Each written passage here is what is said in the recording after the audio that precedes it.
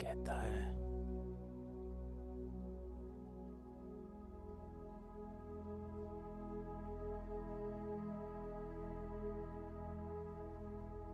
किसके सम्मुख बैठे हो?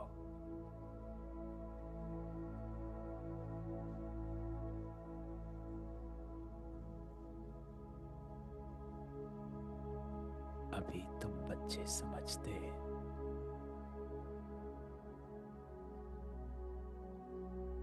कि हम भगवान शिव बाबा के सामने बैठे हैं।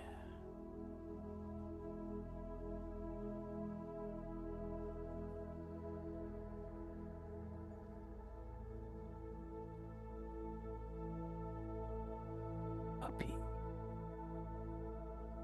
तुम बच्चों को निश्चय है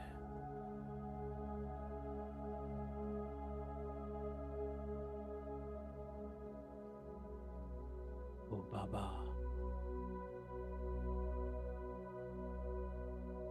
हमको रास्ता बता रहे हैं।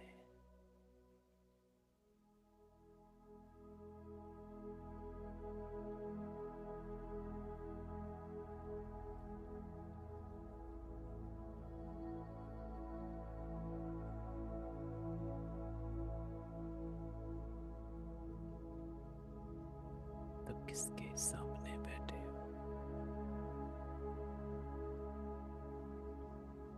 किसकी याद में बैठे?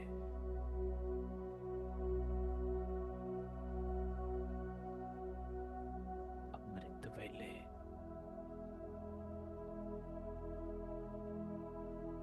शिव परमात्मा बच्चों को सामने बिठा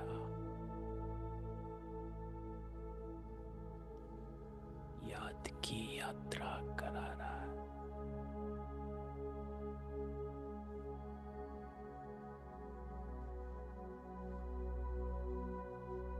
तो सारा ध्यान समेत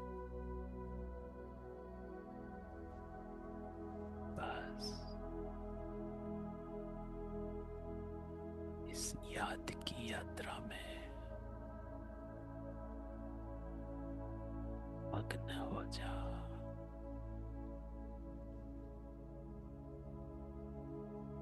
देह को भूल, देह के संबंध को भूल,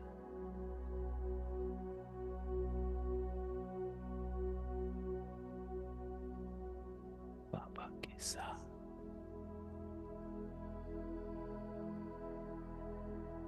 इस यात्रा में निकल जाओ। सतगुरु मिलने चाहिए, को ना लीजिए साथ। अकेली आत्मा, ना किसी का संकल्प, ना किसी का ख्याल, ना किसी की याद।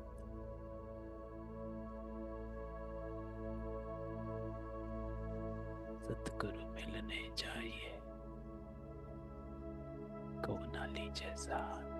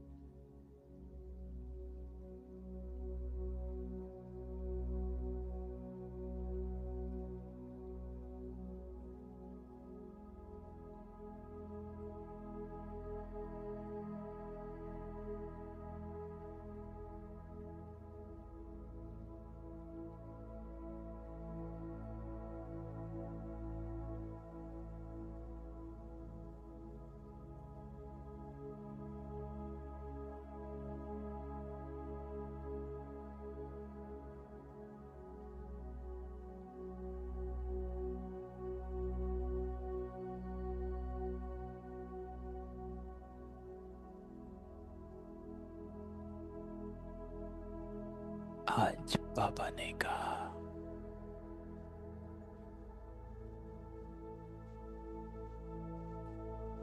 मीठे मीठे बच्चों, अपने को आत्मा समझ बाप को याद करो।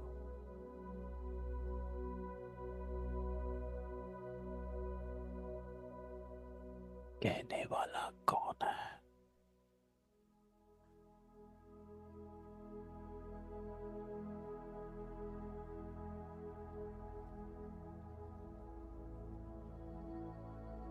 बाबा कहता है,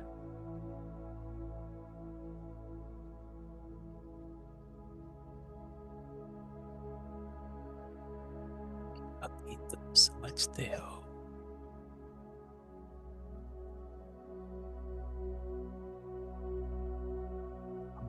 कि सोने के जेवर थे, फिर खाद पड़ते पड़ते झूठे बन गए।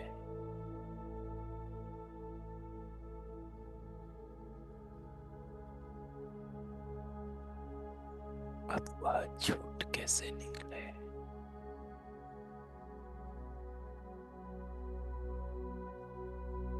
पापा कहता है, इसलिए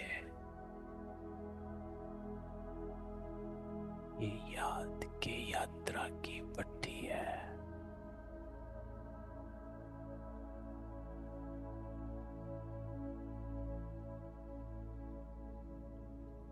शिव बाबा के साथ अमृत वेले योग की पट्टी।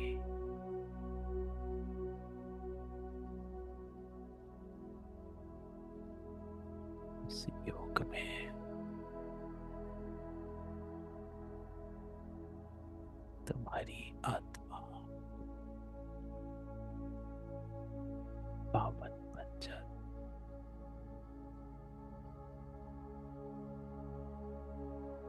हे बच्चे,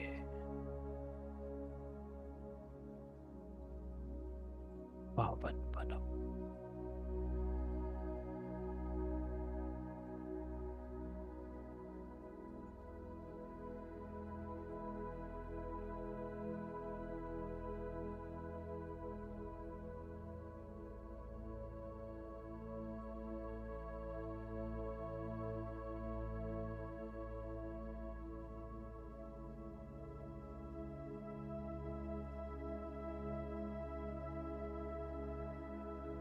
मैं आत्मा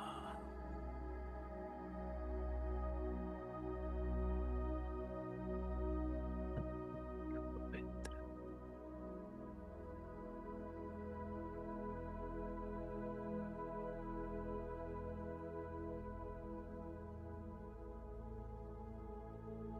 फिर से बन रही।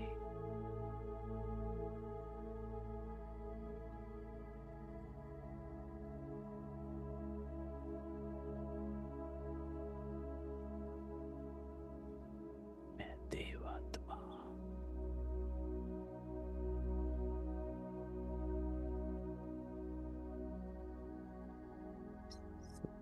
मैं अपने आप को देखो।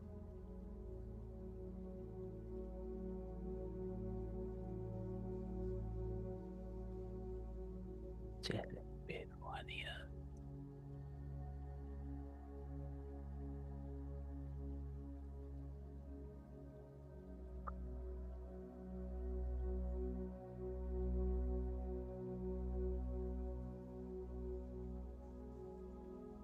नैनों में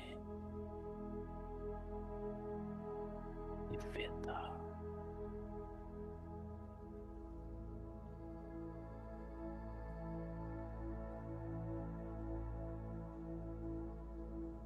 अपने देव स्वरूप को स्पष्ट इमर्ज करो।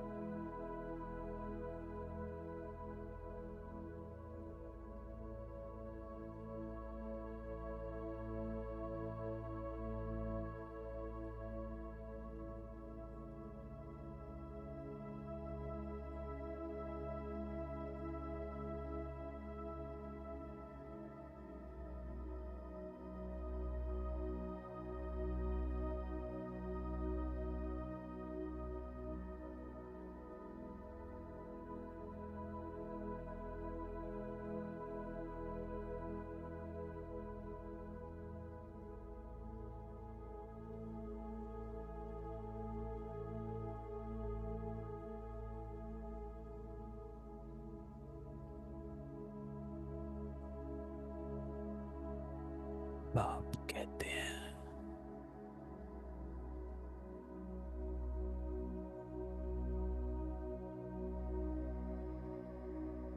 सब कुछ भूल मुझे याद करो।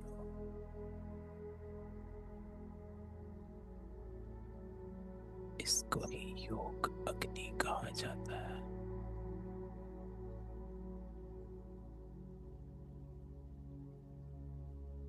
तुम राज ऋषि हो, मित्र बनते हो।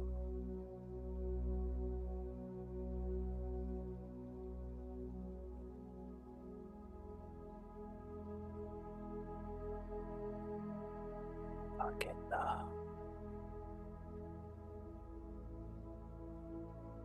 यह वही ड्रामा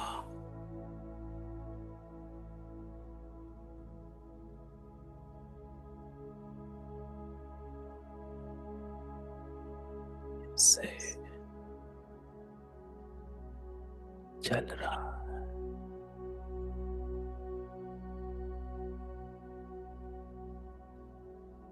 सत्युग की आत्माएं हो।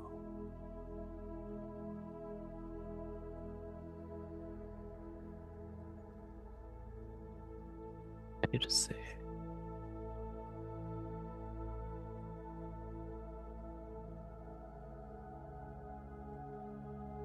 सत्युग में आना है।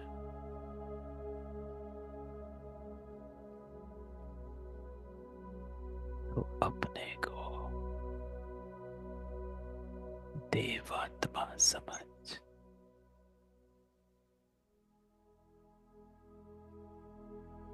देवी संस्कारों को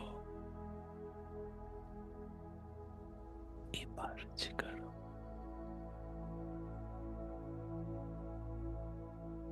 मधुरता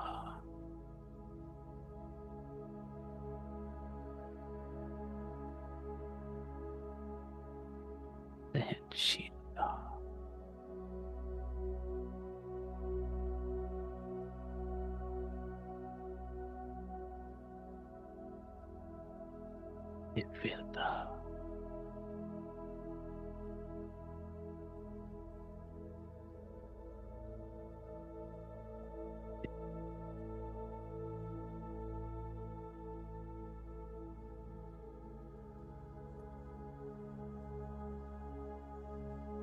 दातापन,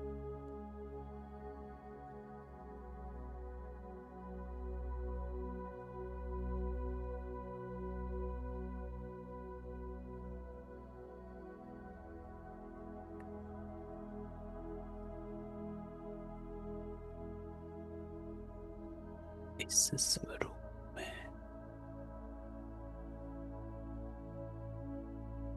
साक्षात देवात्मापन अपने आप को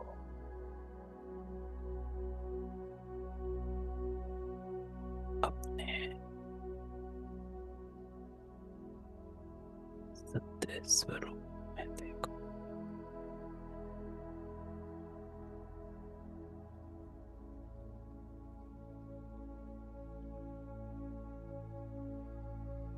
holiest view और highest view,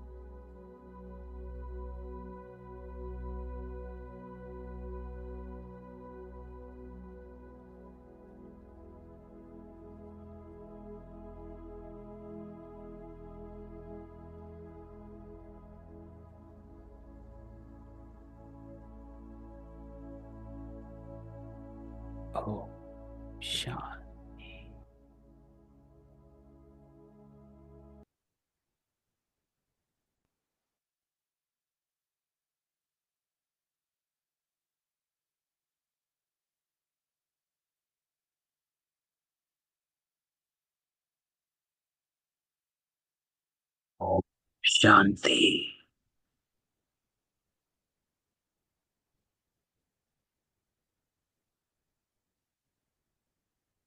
तो बाबा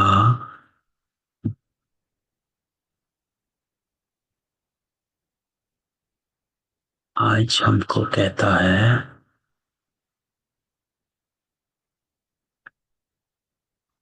कि अपने फीचर से फ्यूचर दिखाओ। 9 सितंबर 1972।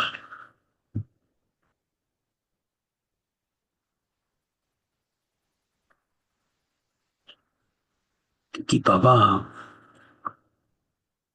पिछले 2 हफ्तों से संडे को बाबा कह रहा है कि लक्ष्य और लक्षण को बाप समान बनाओ।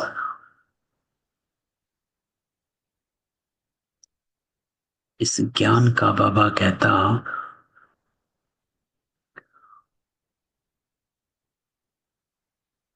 मूल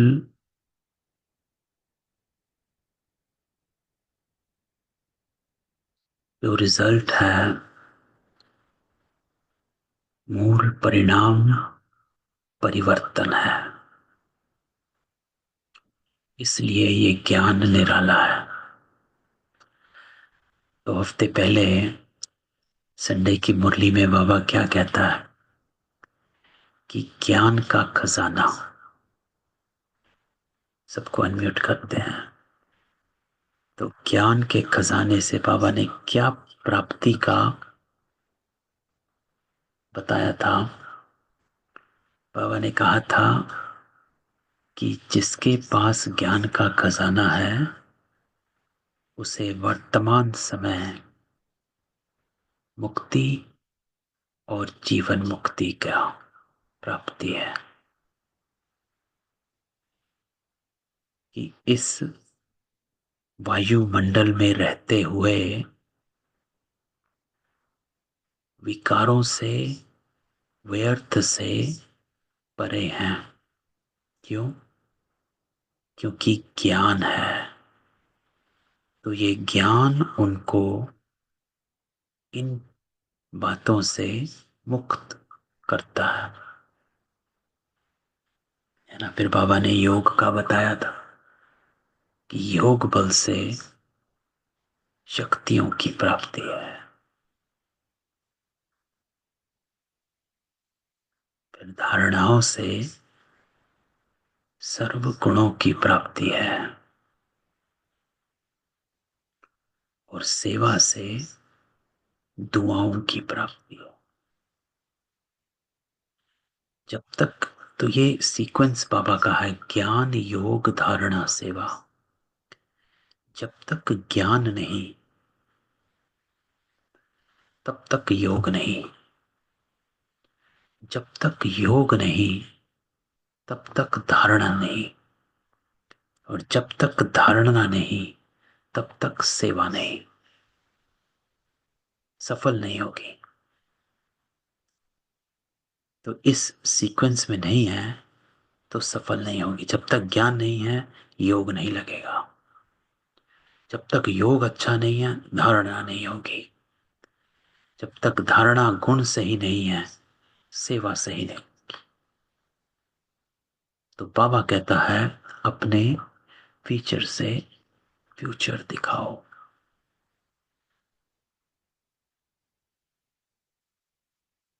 तो शुरू बाबा कैसे करता है कि सभी सदा स्नेही हैं।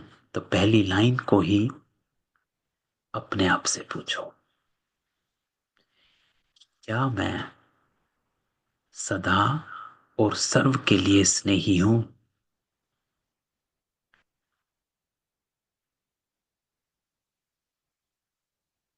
तो इंपॉर्टेंट क्वेश्चन है।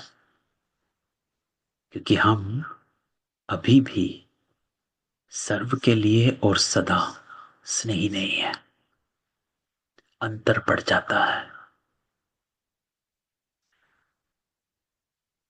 बीके के साथ बिहेव दूसरा और नॉन बीके के साथ दूसरा भी हो जाता है।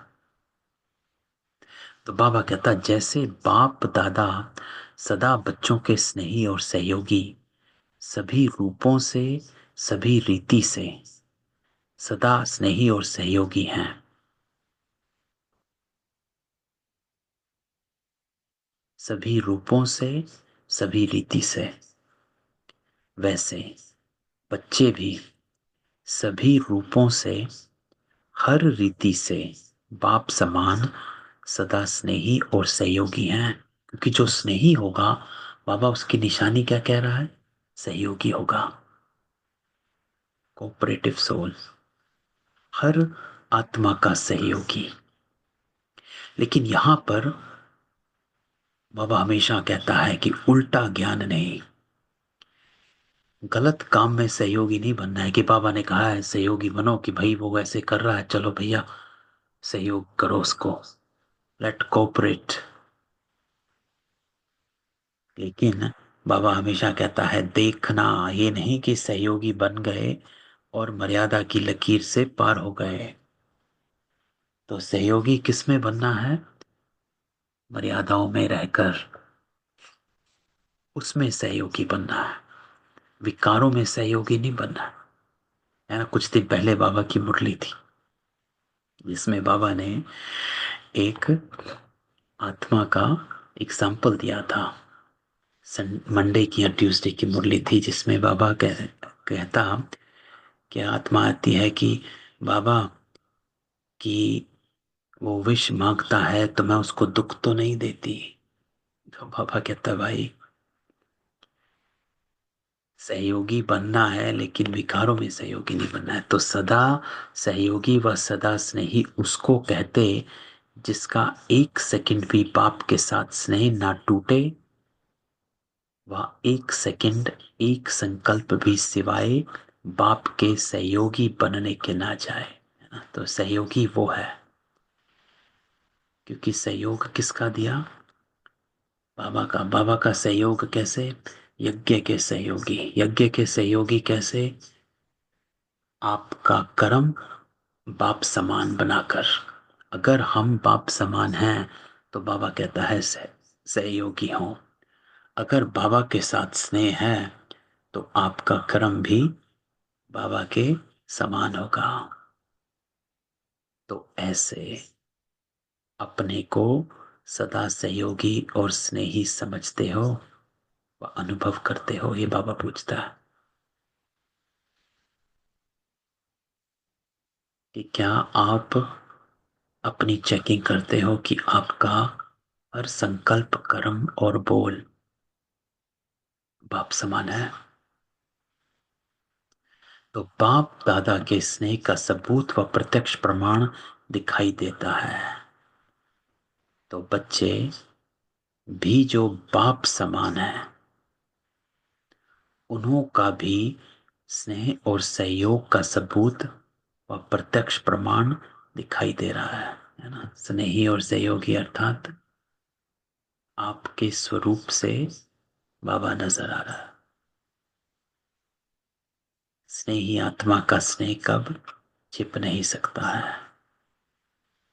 कितना भी कोई अपने स्नेह को छिपाने चाहे, लेकिन स्नेह बाबा कहता कब गुप्त नहीं रहता। तो स्नेही किसके बने? बाबा के। बाबा के स्नेही तो बाबा के आज्ञाकारी बन गए, कि जो बाबा ने कहा वो कर रहे हैं। जो बाबा ने कहा वो कर रहे हैं, वो ही सहयोगी आत्मा है। तो स्नेह सहयोग को लेकर आता है। तो स्नेह किस न किस रूप में, किस न किस कर्तव्य से व सूरत से दिखाई अवश्य देता है ना। तो बाबा कह रहे हैं सिर्फ कहने का स्नेह नहीं है।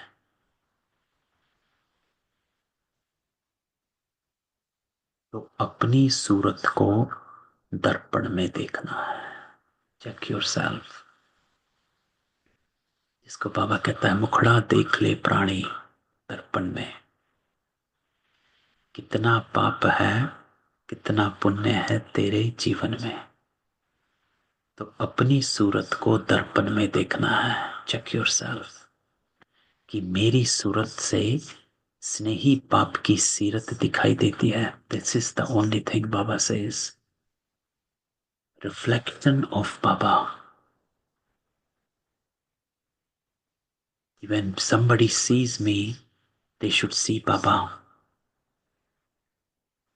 मेरे कर्मों में ईश्वर ईश्वर दिखाई दे.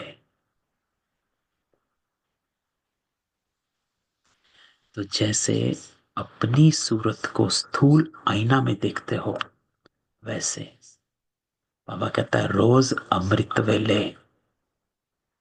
आज अमृत वेले इसी उस पर हम योग कर रहे थे कि मैं देव आत्मा उन दैवी संस्कारों को इमर्ज अपना साक्षात्कार कर रहे. तो बाबा कहता रोज अमृत वेले अपने आप को इस सूक्ष्म दर्पण में देखते हो. So you have to see yourself. इसलिए योग जो है वो जरूरी हो जाता है, क्योंकि जब अगर आप देखें हमारा योग छूटने लगा है या कच्चा होने लगा है या फिर अलबेला होने लगा है या फिर टाइम नहीं मिल रहा है, धीरे धीरे धारणाओं की परसेंटेज जो है कम होती जाएगी. फर्क पड़ना कम हो जाएगा, अलबेलापन ज्यादा आ जाएगा.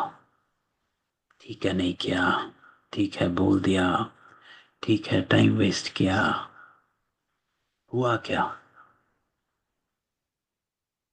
आत्मा की शक्ति कम हो चुकी है. क्योंकि आत्मा की शक्ति कम हो गई है तो फर्क पड़ना कम हो जाता है, अपनी गलतियां सही लगती हैं. हुआ क्या है? आत्मा कमजोर हो गई है. क्यों? योग में नहीं बैठे. इसलिए बाबा कहता है योग का खजाना. तो हफ्ते पहले की मुरली में क्या करता है? शक्तियों को इमर्ज करता है. इसलिए योग बल से शक्तियों को जमा करना. तो योग में बैठना इसलिए जरूरी है कि वो अफर्मेशन फिर से आत्मा को मिलती है. हु एम आई, है ना. इसलिए ये सब योग जो है सिर्फ बाबा के साथ साइलेंस में बैठने का योग नहीं है. योग को बाबा बल कहता है. आज की मुरली जो साकार है उसमें बाबा ने योग अग्नि को 3 बार प्रयोग किया है कि इसको कहते हैं योग की अग्नि की सोने का पक्का बर्तन बन जाओ.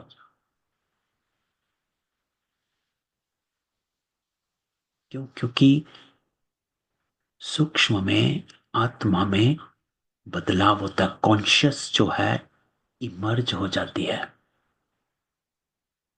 तो आप कुछ भी गलत करेंगे सारे दिन में, वो बाइट करेगी, क्वेश्चन करेगी. आप why did you do that, आपने ऐसा क्यों किया है, मुझे ऐसा नहीं करना है.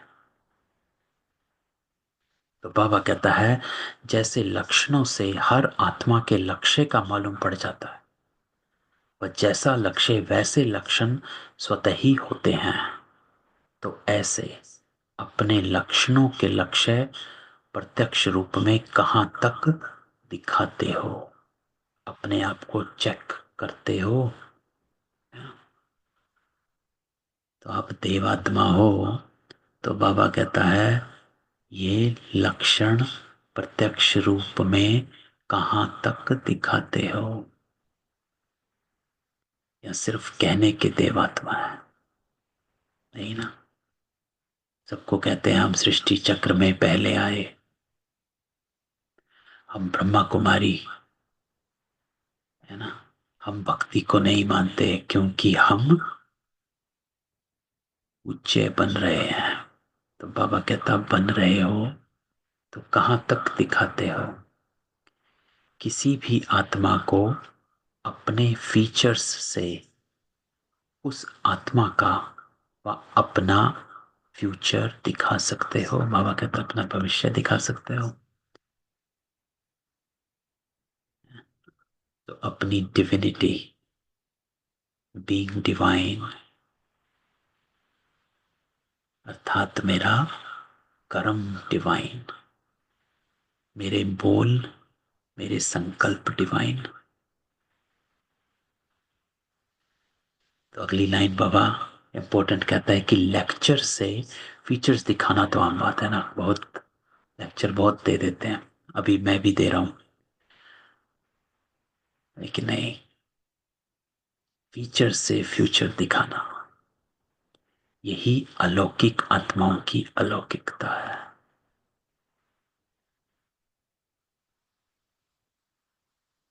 तो बाबा हमेशा कहता है कि मेरा योग लग रहा है कि नहीं लग रहा है, उसकी एक ही चेकिंग है कि मेरा परिवर्तन कितना हुआ है, मेरे कर्म कैसे चल रहे हैं, मेरे संकल्प कैसे चल रहे हैं, मेरे बोल कैसे चल रहे हैं। अगर कोई आत्मा कहती है कि मेरा योग तो बहुत पावरफुल लगता है, मेरे को ये दिखता है, मेरे को वो दिखता है, एकदम योग मेरा पावरफुल है, तो बाबा कहता है उस आत्मा के लक्षण देखने हैं। किसी का योग लगा कि नहीं लगा, वो इसके फीचर से नजर आता है, लक्षण लक्षण से। क्योंकि योग का अर्थ परिवर्तन है, योग का अर्थ बाबा कहता है शक्तियों का आना है। तो अगर किसी का योग लगा, इसका अर्थ उसमें शक्तियां आ रही हैं, और शक्ति आ रही है तो इसका अर्थ वो अपने गुणों को परिवर्तन कर रहा है, और अगर गुण परिवर्तन नहीं तो वो योग नहीं है। तो ऐसे अपने आप को चेक करो। आत्मा दिल शिकस्त हो जाती है, मेरा आजकल योग नहीं लगता है, इधर उधर बुद्धि जाती है, तो बाबा कहता नहीं, योग तो मेरे साथ कल या परसों की मुरली में बाबा ने, कल की मुरली में ही बाबा ने कहा, याद की यात्रा में बैठे हो। और ये याद की यात्रा ये नहीं, बाबा कहता है कि एक कमरे में बैठे रहो, चलते फिरते अर्थात कर्म करते, किसकी याद में, जिसको बाबा ने कल कहा था ग्रस्त व्यवहार में काम काज करना होता है, कहाँ बैठने का टाइम, लेकिन अपने कर्म कर्म करते हुए याद में रहना, अर्थात अपने कर्मों की चेकिंग करते रहना कि ये लक्ष्य के प्रमाण कर्म चल रहे हैं, कि ये चेकिंग ही बाबा की याद दिलाता है। तो बाबा कहता है कि अपने फीचर से फ्यूचर दिखाना, यही अलौकिक आत्माओं की अलौकिकता है। ऐसे मेरे फीचर्स बने हैं, ये दर्पण में देखते हो, तो ये इंपॉर्टेंट है। इस ज्ञान में यही अनुभव है, अपना परिवर्तन। तो जैसे स्थूल सूरत है, श्रृंगार से अगर सूरत में कोई देखे तो पहले विशेष अटेंशन बिंदी के ऊपर जाएगा, है? वैसे जो बिंदी स्वरूप में स्थित रहते, अर्थात अपने को इन धारणाओं के श्रृंगार से सजाते हैं, ये बाबा की डेफिनेशन, बिंदी रूप में स्थित हो जाना, जिसका अर्थ ये नहीं है कि गुम हो जाना, अव्यक्त हो जाना, नहीं। अव्यक्त होने का अर्थ है व्यक्त भाव से और भावनाओं से परे रहना, उसको कहते हैं अव्यक्त होना।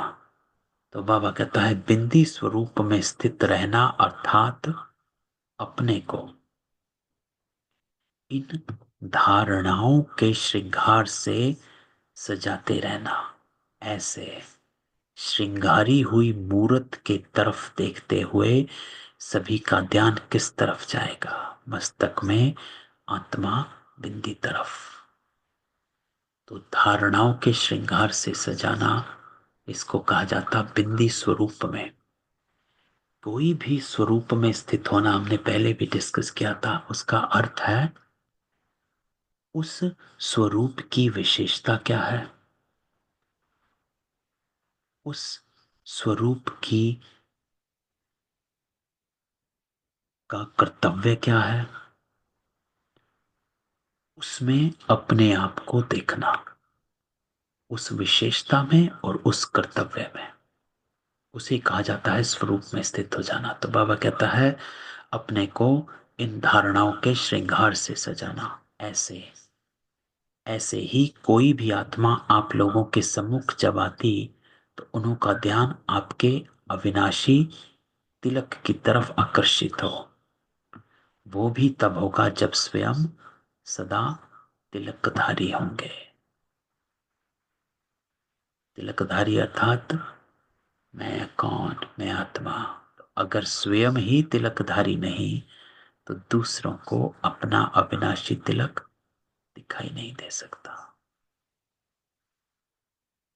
तो बाबा कहता है कि जैसे बाप का बच्चों प्रति इतना स्नेह है, जो सारी सृष्टि की आत्माएं बच्चे होते हुए भी, है ना, जो सभी बाबा के बच्चे हैं, लेकिन बाबा कहता है सभी बाबा के बच्चे होते हुए भी जिन्होंने प्रीत की रीत निभाई है वो प्रीत बुद्धि बने हैं। ऐसे प्रीत की रीत निभाने वालों से इतनी प्रीत की रीति निभाई जो अन्य सभी आत्माओं को अल्पकाल का सुख प्राप्त होता है, लेकिन जो प्रीत की रीत निभाने वाली आत्माएं हैं उनको सर्व सुखों की प्राप्ति सदा काल होती है। तो विशेष बन जाते हो।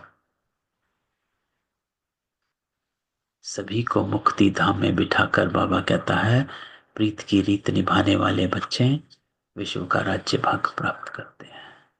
तो ऐसे स्नेही बच्चों के सिवाय और कोई से भी सर्व संबंधों से सर्व प्राप्ति का पाठ नहीं है। तो ऐसे प्रीत निभाने वाले बच्चों के दिन रात बाबा कहता है गुणगान करते हैं। तो मुरली का टाइटल क्या था? अपने फीचर से फ्यूचर को दिखाना है, अर्थात प्रत्यक्ष करना है।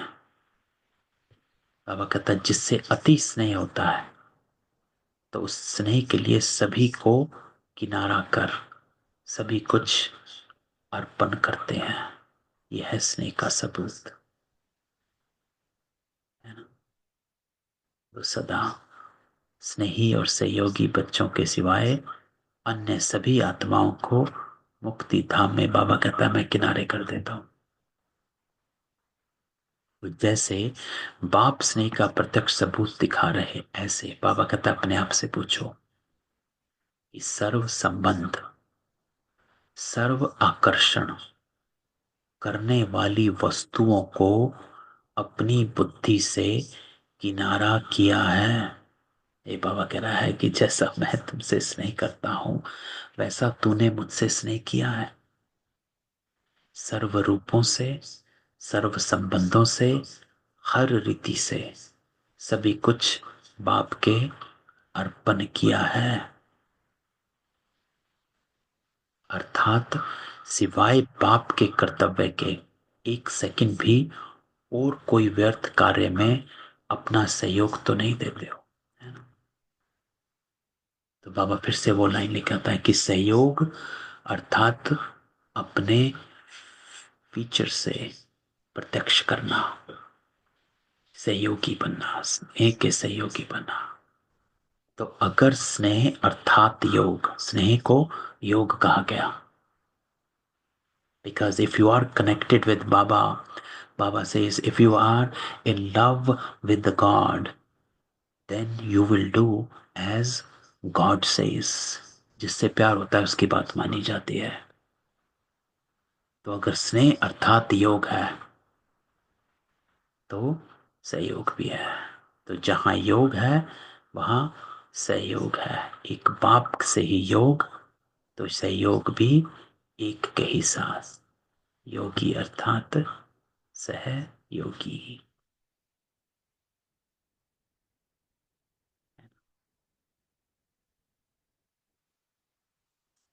तो बाबा कहता है सहयोग से योग को देखते हो और योग से सहयोग को देख सकते हो। कैसे? कि अगर कोई भी व्यर्थ कर्म में सहयोगी बनते हो तो बाप के साथ सहयोगी तो नहीं हुए। तो इसका मतलब हुआ क्या? व्यर्थ कर्म में सहयोगी बने अर्थात बाप से योग हट चुका है, तभी तो व्यर्थ कर्म में सहयोगी बन गए किसी के।